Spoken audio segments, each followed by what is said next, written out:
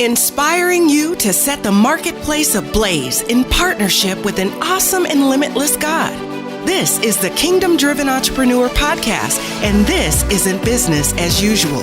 Here's your host and Chief Fire Igniter, Shay Bynes. Welcome back to the Kingdom Driven Entrepreneur Podcast. This is your host, Shay Bynes, and our goal here is to inspire you to operate your business completely yielded and in partnership with our awesome and limitless God.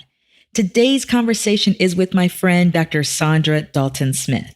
Now, Saundra was a practicing internal medicine physician for decades. And just recently in December, she shifted at God's leading away from her practice to move into the new thing that he had for her in the marketplace. I've had her on the podcast before, but I asked her to come back and join me for a follow-up chat to talk about what it's been like for her in this transition. As a huge planner, and these are her words, not mine, a recovering control freak, she has seen the goodness of allowing God to direct her step by step without needing to know all the details up front. This is just such a good, rich, and honest chat about shifting into working by the power of God's grace. And I know you're going to enjoy this. So I'm just going to step on out of the way so that we can get started. Listen in and enjoy. Dr. Saundra Dalton-Smith. What's going on, sis? Oh, it's another day and I'm thankful for it. Amen. Thankful for it. I'm telling you, each day, with everything that's going on with COVID and all of this that's going on in the world, it really puts a new perspective on everything. Yeah, it seriously does. I wanted to reach out to you again and have you on the podcast because, first of all, you are on like my top list. You're like at the top of the list of my favorite people who I have not yet met, that I've connected to virtually, but have not yet given a hug to face to face. So I'm really looking forward. Gotta make it happen. I'm not really hugging people too much, but we got to make it happen. Yes, we're going to make it happen. But I want to have you back on the podcast because the last time you were on the podcast, you had a medical practice. We were talking about how you partner with God in the medical space, and it was such a great conversation. I really loved that. But since then, you've totally gone through pivots because you're not operating in that practice anymore. And even though you were speaking on all these stages and going and doing these interviews and all that stuff, then COVID shut that down. Like you are like the definition of pivot. And so I want to talk to you about what this adventure has been for you, starting with the decision to shift out of your medical practice and just how you've partnered with God in all these shifts since then. Well, that's the thing, the shift out of the medical practice, I feel like I've been fighting with God for a long time about that. I left medicine. I still left medicine and still, can stay involved with it. But I knew that the things I felt like he was calling me to do, I couldn't be attached to my office 40 hours a week. I needed to have some freedom to be able to break loose of that. So I was speaking at a conference around July, talking to a couple of friends, and we were talking about, when God asked you to come out of your comfort zone. Yep. And out of my mouth came, well, I know God wants me to stop practicing medicine, but I'm just not ready yet. And one of my friends just whipped around her head on me and was like, girl, did you just hear what came out of your mouth? And honestly, it came out so fast because I knew it was the truth. Yes. It was the truth. I just hadn't actually said it out loud. So it came out of my mouth so fast. And when I finally thought about what I said, I looked at both of them and I was like, man, I'm being disobedient. Because I know that he's telling me to come out of this, but I'm afraid. I'm afraid of what that looks like because I've only known medicine and practicing medicine for the past 20 years of my life. So I took probably about maybe a month or two to really just spend the time just trying to get honest with myself and get before God and just like, can I do this? Can I be obedient? Yes. I wanted to be obedient, but my fear was like, I don't know if I can be obedient. And I What were your fears? What were your fears? Like, what is it going to look like? I'm a planner. I wanted to know what it was going to look like. I mean, I had planned to become a doctor when I was back in high school, even before that. Only thing I can remember ever wanting to do. So that is the only thing that I'd really thought about. And I was like, God, I haven't really planned anything else. And so when I started, and so that's where I started with, I'm like, well, God, I can try to see if I can get enough speaking engagements and, see some light at the end of this tunnel that I could make this work. Because, my bills weren't going away. Right. None of those things were going to leave. So it's like, I need to see that I can make this work. And so I kind of looked it out. I did what us control freaks do. I kind of put a schedule together, went out and pitched myself for some extra speaking engagements now that I knew I would have time if I did this. And when things started coming together, I was like, okay, I feel like this is what you're telling me to do. So I went ahead and let my patients know at the end of August that they were going to have basically 4 months with me, kind of slowly working them in with another physician. And so that's what I did. December 12th of 19, I officially retired from clinical medical practice. Wow. And I had a full schedule. I had all of my 2020 speaking dates. I had completely replaced my income. I had all of it worked out so that I wasn't going to miss a beat, Nothing was going to be a problem. It was all planned. So people say, you had such great faith. I had really great planning. And, God kind of allowed me to have this ability to see that it could be possible. Yes. And then COVID happened. Yes. And that's when it got interesting. So here you are, December. This was around mid-December. You have hung up. What did you say? You hung up your scrubs? What do you say? I hung up my white coat. I officially hung it up. And I did. I literally did. I hung the white coat. It was on the back of the door of my office where I was doing most of my virtual work, now writing and different stuff like that. So I hung it on the back door. It was my symbol that season is over.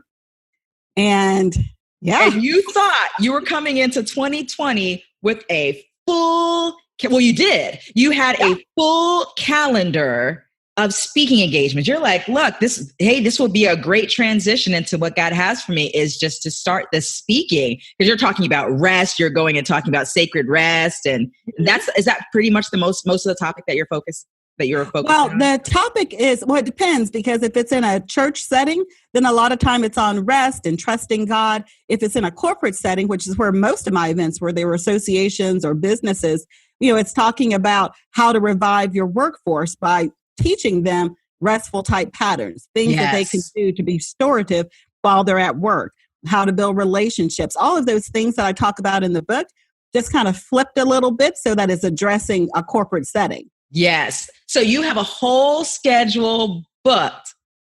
And then February, I guess, when did all this start? Was this February? For us, it was like March. It started in other countries beginning of the year, really. Right. But for the United States, around March is when we really started to see, wow, this thing is not just a fluke. It's starting to shut stuff down. Yes. And so what's going on in your head in March? Like, when did you start to see like shifts in speaking engagements? Like, what was going on in March for you? Well, let me go back a little bit, because I feel like God had kind of prepared me a little that something was going to happen. I didn't know I was being prepared. I just felt like there were certain things I was being asked to do. So at the beginning of the year, the very first part of the year, going into 2020, everybody's talking about vision. And I was like, well, God, I feel like I have a plan, but I want a vision of what this year looks like. And for the life of me, I could not get a vision of what this year looked like. And I thought, that's so bizarre, because I have a plan. And normally when if I already have a plan, the vision and the plan kind of usually line up to some degree. Maybe that's me and not God. But I never could get a vision. And I thought, so I changed my question to God, what should my focus be this year? You can't give me a visual, kind of an image or a picture in my head of what I'm going after. What should my focus be? And the focus came back to being help train those who are training others. And I thought, that's the weirdest thing. That's not something I do. To hear. Yeah, it's like, that's the weirdest thing I've ever heard. That's not something I do.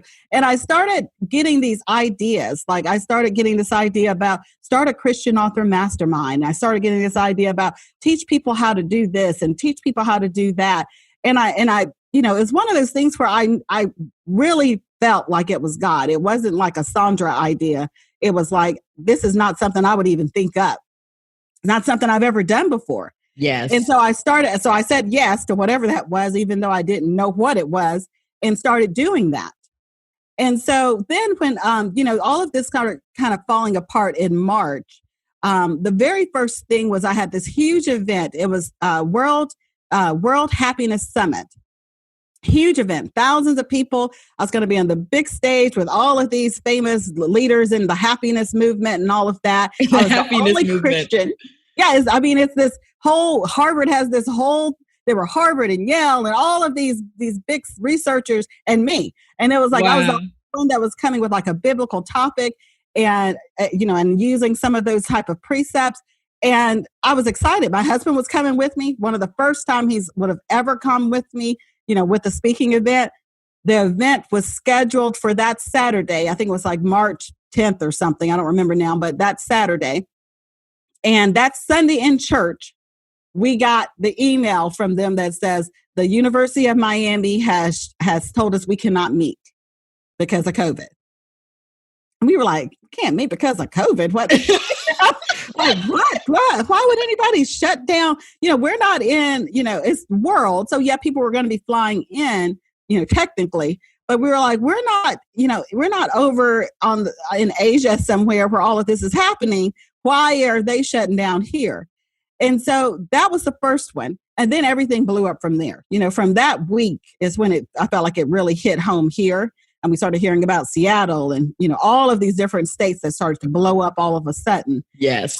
California and Washington, all of these things that started happening. That's when it started to really dawn on me, okay, what's happening here?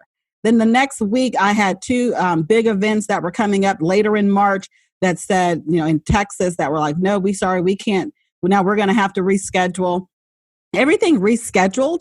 But rescheduled mean I didn't get the additional money other than the deposit. So right. I'm just still waiting on getting paid. So I got the deposit, so they rescheduled. They're not trying to get their money back or anything, Right. But there's no extra money coming in. So all of March got canceled. And this is the first week of March, right, that we're told this. All of March events got canceled. Then, we got shut down, shelter in place. Then all of April got really canceled. I had a retreat, my very first retreat that I planned, had people coming, had all these thousands of dollars invested and all this money that was coming in, had to refund everybody all their money, had to pray that the event center would honor this turnaround because of everything that was happening. Yes. All of the speaking events in April I had scheduled got canceled. And then going into, end of April, all of May got canceled. Uh-huh. So that was 3 months of speaking income. They all went bye-bye, over the course of that. And that was where my income was going to come in from. So, okay. So now you're thinking, okay, I had a plan. And Lord, you gave me a focus. I still don't really have a vision, but I have a focus and I've started doing those things. And now the thing that I had planned is blowing up in front of me. So what happened next? So what were your conversations like with the Lord in these moments? Honestly, it felt like I was going through some type of grief cycle, to be honest with you. It was at one moment I would be like, this can't be happening. Just completely like, there's no way this is happening. I know that I was following you. I've never felt such peace. And that's the only way I know I did the right thing. Because the peace remained regardless of the chaos. Come on. No matter what kind of, bill was popping up, the peace was still there. And so I know, God, that I was following you. But how is this supposed to work? Where is the money going to come from? Things didn't change. They didn't, forgive our bills just because COVID hit. So where are these things going to come from? And, at one point, and after that, after the kind of the disillusionment, I got mad for a long time because it was like, I don't understand this. I'm trying to follow you. I'm trying to be obedient. I started doing these God business meetings because a friend of mine had mentioned those. We're not going to say who, but I was doing these God business meetings in the morning and getting all of this peace. Honestly, that's the number one thing I got out of them. I wasn't getting a lot of very clear direction. I was just getting this peace, like it's going to be all right. Just keep, just keep going. It's going to be all right. And so I started kind of just focusing on the things that were put in front of me. So I would get up maybe one week, do my God business meetings. I'll have this idea. And it would be and every time that it was one of those ideas that seemed so bizarre. I mean, honestly, if it made perfect sense, I always felt kind of some resistance. If it was completely bizarre, I would feel peace. And I thought, I don't even know how to respond to this. I don't know what to do with that. But I've always said that I find greater success when I follow God's peace. Yes. Even if I have no clue what it is I'm doing. Yes. Which sounds crazy. Like I have no idea what I'm doing, but I just feel peace. So I'm just going to follow the peace. And honestly, that opened up so many new things and so many really avenues of income that I would have never even thought about. Things like I started doing like teaching people how to do their own online courses. And I felt like God was, and I was like, God, well, that makes sense. You were telling me to train those who are training others. And I at one point I was like, well, what about, I'm always, when I get those ideas, like, well, what do I charge? I like numbers like 35, 55. I got my happy numbers that I like to charge. So I was like, maybe something around there. I never like to charge too much because I always feel like I don't want to keep somebody out who needs it because they don't have the income to get it. And so I'm always kind of real conscious of that, trying to determine what's the right number. And on this particular course, I felt like God said, just charge whatever you want. And I thought, I ain't doing that. What kind of good business is that? To charge charge whatever they want to pay. And then I remember that that's actually something you've done before. Yep. And I was like, oh God, I don't have the faith for that. Because I'm sitting here thinking, I'm dedicating basically 3 2-hour blocks that's going to teach this thing live. And and it was going to be on Zoom. And I'm like, well, what if 1,000 people or something sign up? I'd have to buy the $500 Zoom. I'm like, and what if they didn't even pay more than the minimum? What if they paid $1? What if they paid $5? I'm like, I would actually end up paying them to take the course. I'm like, I don't know about this, God. This is not. I'm like, I don't know. I don't know about this situation. And honestly, I stayed in peace the whole time. I'm going through this argument, trying to figure it out. I spoke with my husband. I expected him to say, no, girl, that's crazy. You need to just charge whatever you're going to charge. He was like, well, whatever God tells you. I hate that comment. God tells you to do. And I'm like, okay. So I did it. I went ahead and I put this course out there. I was like, I'm going to charge. The system I use will let you charge $5+. Right. So people could pay $5 or, whatever they wanted to pay. And I put it out there specifically because what I felt like was on my heart was that, and what was really getting to me, I had spoken with the woman who was over our event for our retreat. And we'd worked with this one woman the whole time. She just precious, had a great relationship with her. And her boss was who kept calling us. And I said, well, tell her name was Renee. Tell Renee, that we hope we can get together next year and maybe try this again. She goes, I hope I'll be able to tell Renee that. She goes, but I had to lay Renee off because we've had to lay off half our staff. Mm. And I was like, oh man, so now it was hitting more home. Yeah. And my husband's company was talking, he's in management. So they were asking him questions like, well, who do you think you could put on furlough? Who could you lay off? And I was like, my heart just went out to that because although I wasn't laid off technically, not having all your speaking events taken away felt like it. Felt like furlough to me. So I was like, I can relate to what that feels like. Yes. And I was like, well, God, if I can teach someone to do what I've done, to be able to just take what they already know and package it and put it back out there so other people can learn from it, and it helps bless them because they're getting income. And I feel like that's what you told me to do from the beginning of this year. Yes. And so I went after it. I did the pay what you want. It was unbelievable. So what happened? What was your range? What was your range? If you know the range, well, I had listed that the normal cost of the course would be like 147. So we had people that paid the 5, and we had people, the highest was 150. So I was like, okay, we got from 5 to 150. Yes. And then on top of that, we started allowing, after I started doing the course, people were like, I'd love to work with you one-on-one. And, what about being able to do this? And can you help me with this over here? And can you help me with this over there? So those were the amounts that were paid for the course. But then people started signing up for like coaching packages, right? That were way more than that, a couple of $1,000 coaching packages. Yes. And it was just crazy to kind of see how God used that, because when I was doing those first, the first couple of talks within that course, I had no idea that anybody was going to buy anything else or want anything else. Right. And I was just like, let me just give the best I've got and try to teach them. I said it would be an 1.5-hour session, and they'd start asking questions at the end. It might be 2.5 hours I was on each call. And I just let them ask questions. I wouldn't stop. And they're like, you're so generous with your time. And I'm just, in my head, I'm thinking, it's not that I'm being generous with my time. I feel like I'm doing what God is telling me to do in this season. And, if it doesn't fit my 1.5-hour time block I put up, then I've got to just flow with it, whatever, however he's using it.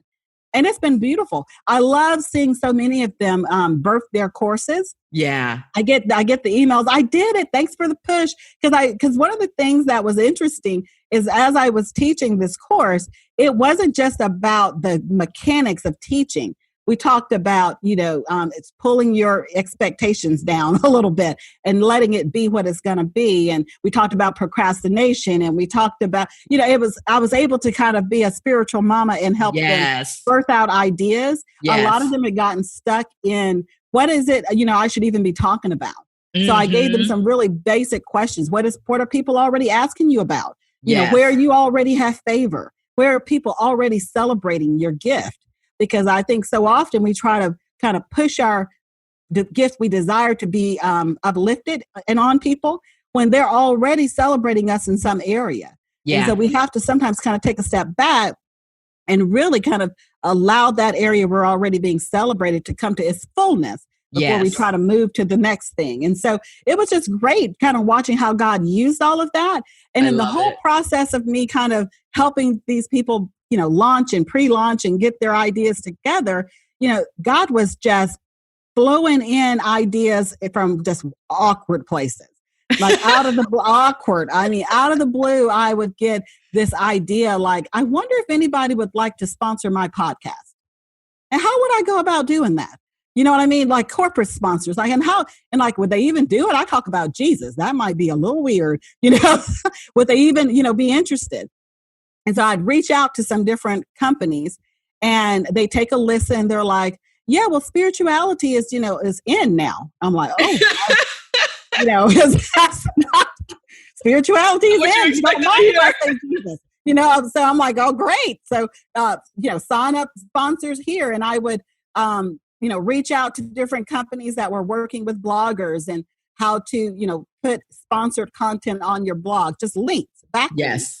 And I'm like, people pay for that? I didn't know people paid for that. I never heard of such a thing, and so reaching out and finding out about this stuff. And the thing was, I don't feel like these were ideas that I could have come up with, because I never heard of these things. Right. Yeah. I didn't even know they existed. Yes. And I would get an email from one person that said, I'm with XYZ company and we would love to, partner with you on this. And I'm like, how are these people even finding me?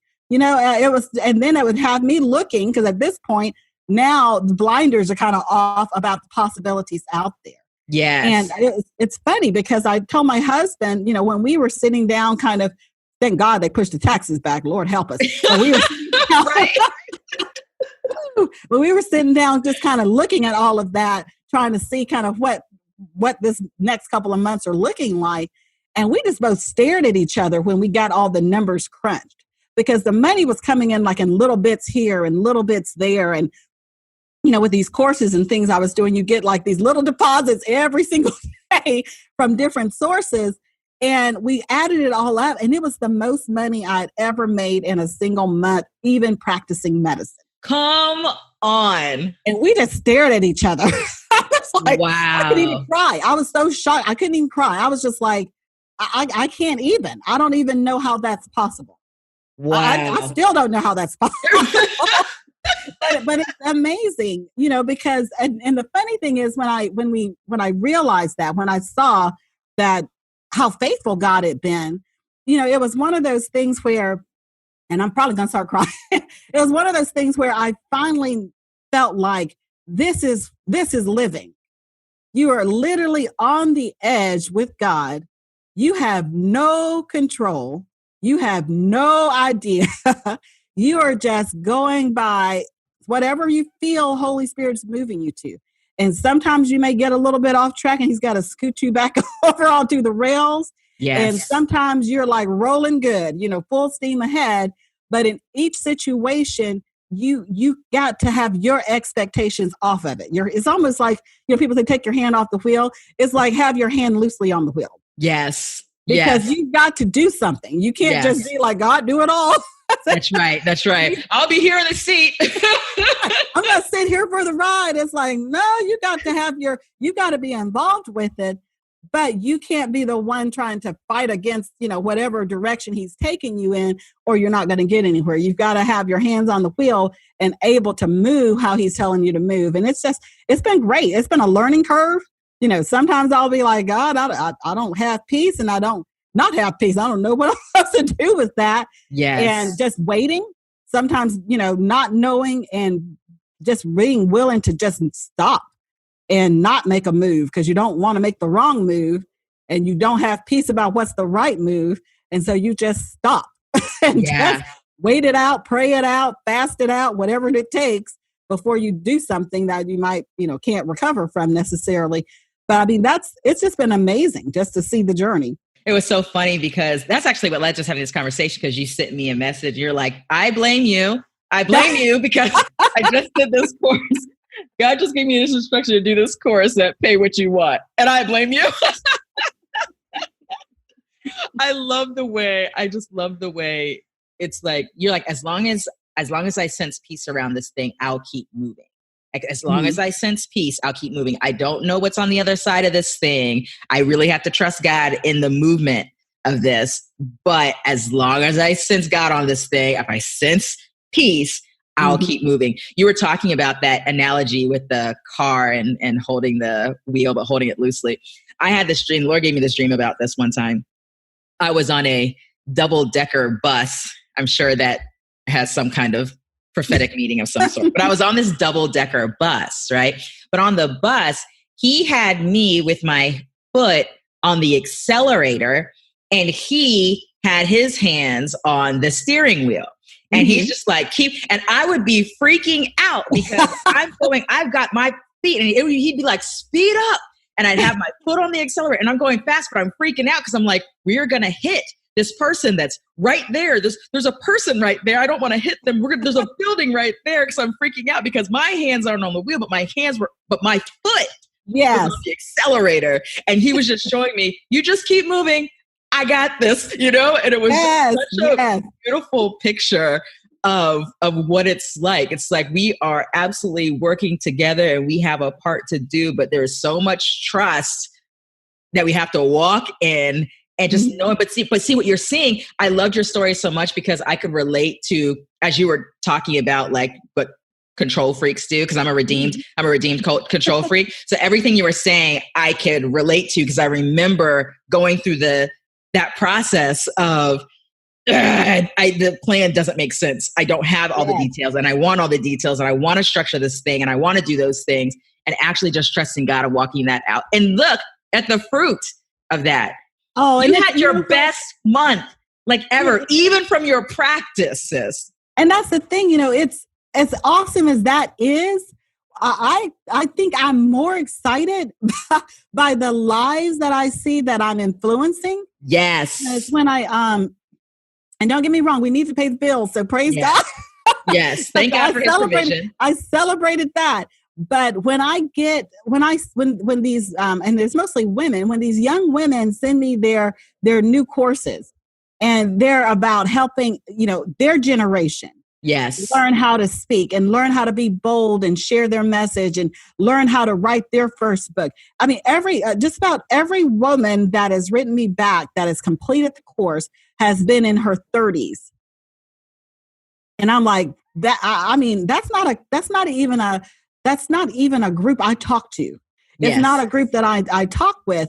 And so it's so strange to see how God has just used that, specifically those trainings that I'm doing, to help that generation. And I've never really considered myself to be like a mentor or anything like that. I don't even know what that looks like. I've never had one. Except that you're doing it now. You know what I mean? I never really known what that looked like. So Yes. to have them come back and say, I feel like God's using me in my life to be a mentor. Yes. And it's just been a beautiful season. That has blessed me more than anything. Yes. And the other beauty in it, I suspect that you're experiencing as well, is just the growing relationship, like the growing trust that you know that you can walk in. Mm-hmm. Just the ability to know, like, I can actually let loose of all of my need to have all of those things figured out. And I can, for real, trust walking with him in this way. That's kind of uncomfortable for me, but now it's like the beginning of the adventure, because you're just like, wow, what else do we get to do together? And you're having impact in lives that you never thought that you would be touching in the way that you are. And this is just the beginning. This is just the beginnings of your yes to the shift. You just left your practice in December. Yeah, I'm loving the journey. It's still scary at times. You know, I'm not going to sit here and say, oh, it's been easy. You know, there's still time I'm like, Lord, I don't know what what exactly we're doing, but I'm willing to be on the ride. Yes. You know, and it's for me, it's been a practice of daily surrendering my control freak tendencies. Because I still battle with that. You know, when I sit down, I still want to plan it out. I still want to be able to see the events. I still want to be able to know where the money's coming from. You know, I still want all of that. Yes. But what I'm finding is I have to get comfortable not knowing. You know, we always talk about our comfort zone. You know, our comfort zone usually is the place that makes us feel safe. I'm having to learn to get comfortable not feeling so safe. Wow. It's good stuff. What do you think what do you sense is next? Or are you not sure yet? That's a great question. If you could get him to give me a good answer on that. Like, he hasn't talked to me about that yet. We're just doing this daily. I'm just doing what I'm doing right now, and we'll figure out. Yeah, you know, it's one of those things where right now there are books I feel like I need to be spending some time with, actually sitting down writing. So that's something I'm really being prayerful over, kind of how to get more time to get some of those things done that I need to get done right now. But honestly, there's nothing that's concrete. There's nothing that is concrete in my head of like, well, this is my plan and this is how it's going to look and this is going to be the next step. Congratulations. I don't have that anymore. I graduate because I'm like, you know, and it's like I say, it feels so weird, but I mean, at this point, there's nothing in my head. It's just, I wake up in the morning and I'm like, okay, what's there to do today? You know, I have things on my calendar. Sometimes I do them. Sometimes I look at it and I'm like, that's not today's work, even though that's what I put on the calendar. Yes. And I move it somewhere else and see when it becomes that day's work. Yes. But yeah, it's really just taking it day by day and just seeing what feels right. So good. That's really, really good. And it'll be interesting to see, because we don't know how all of this is going, you know, with travel and all of those things. It'll be interesting to see at what time that organizations even feel like they can, even when their government, even when their state says they can, which ones will feel comfortable even saying, yes, we're going to gather, you know? So it's kind of a big question mark. And that's the thing. I mean, even with that, there's been some major pivots that I feel like, you know, God's kind of brought to me. I mean, I've never heard of the concept of being a certified virtual presenter. I mean, that's not something I've ever certified virtual presenter? I've never heard of that either. Never heard of it. And I got an email out of the blue that talked about, you know, we think you would be a good candidate to be this. And I looked it up and read about it. And I was like, wow. Yeah. So did all the stuff to apply to do that, so that now I can reach out to some of those same businesses with this certification, Yes. that I've gone through to show that, she knows how to manage a room through Zoom webinar. She knows how to do the polls and the questions and keep it interactive and, all of that type of stuff. So God's kind of allowed me to be able to see, the way you thought you were going to be doing this thing, you're still going to be sharing, because speaking is a big part of kind of how he uses me. Yes. So you're still going to be a communicator. You're still going to be sharing through either the spoken or written word, but you may not be flying on planes all over the place to do that. Yes. There's other ways that I can do this, and you just need to be open to see the possibilities. I love it. That's so good. How do people get connected with your stuff? Where do they go? What's your website? Well, my speaking website is drdaltonsmith.com. So it's drdaltonsmith.com. And then my main website is ichoosemybestlife.com. That's where all of my blog posts and all of those things are housed. I love it. And what's the name of your podcast? I Choose My Best Life. I Choose My Best Life. All right. Good stuff. Thanks for sharing. I appreciate it. Oh, it's always a pleasure. There was so much goodness in that conversation with Saundra, and I just wanted to point out just a couple of things here. I love how she said that when it came to her transition from her practice into the new thing that God had for her, she said people were telling her that she had great faith. She realized, no, I had great planning, not great faith. But God's grace, he's just so good. There was so much grace for her to navigate that transition and the way that she was most comfortable displaying that faith, taking that seed of faith that she had to make that shift, even though she planned her way out. Now, that's just the goodness of God. And I love that. And I love how she saw the faithfulness of God to confirm for her in those early stages. And one of the things she said that really stood out to me is, she said that after she took the Fire Starter School course and she was grabbing hold of this idea of doing business meetings with God, that she had asked God to give her a vision.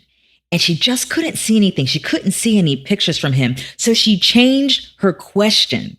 She said, okay, since I can't seem to get a vision, let me know what to focus on now. So the way she works, she wanted to be able to see further out. But when she couldn't see further out, which I believe is just the goodness of God to not give her too far out because this is a shift, she shifted the question to show me the right now. And he was faithful to show that to her. Now, I did want to point this out. Now, you heard in her story how her income was replaced right away. And that's not always a story. I love to have conversations with people who have a wide variety of experiences when they make this transition to doing business, really by the power of God's grace. But the truth of the matter is, that's not going to be everyone's story. It certainly wasn't mine. I certainly saw who God was and is as my source and as a source of my provision. But my income, when I left my job, my income was not replaced right away. My income took a long time to get anywhere close to what I made personally in my corporate career. Even when I shifted into doing Kingdom Driven LLC, when I said yes to that assignment and he gave me the instruction to stop doing my real estate investing business, to stop doing the consulting I was doing in the real estate investing space, he didn't replace my income right away from that either. So I want you to know that while this may not be your story, I don't want you to be discouraged by that. Be encouraged by the fact that no matter how your transition looks, that what you will see is God as your source, the source of your provision, even when it doesn't look like exactly how you would have hoped it looks like, or exactly in the timing in which it looks like. But at the same time, know that God can and he will do things just as he did for Saundra. So I wanted to make sure that I shared that just so someone isn't discouraged who's really in these early stages. And I love how she said that even though it was like, yes, it was so awesome to see that my income was replaced right away. The beauty of it, the biggest thing for her was seeing how now by saying yes to this shift and going, even though she didn't know all the details, into this new area, she's already seeing the fruit of her obedience because she's seeing other people be blessed by her yes. And I think that's such a beautiful part of this adventure. Oh, and before I go, a quick little shout out for the course that Saundra alluded to that Kingdom Driven Entrepreneur has that's available at the price of your own choice. That is our Firestarter School. And if you want to get your hands on Firestarter School, you can go to kingdomdrivenentrepreneur.com/Firestarter School and get started. Yes, at the price of your own choice to just get those beginning stages, those beginning shifts of what it looks like to do business, not just for the glory of God, but doing business with the presence of God. So look forward to chatting with you more on next week's episode of the Kingdom Driven Entrepreneur Podcast. Take care and God bless. Thanks for joining us on the Kingdom Driven Entrepreneur Podcast.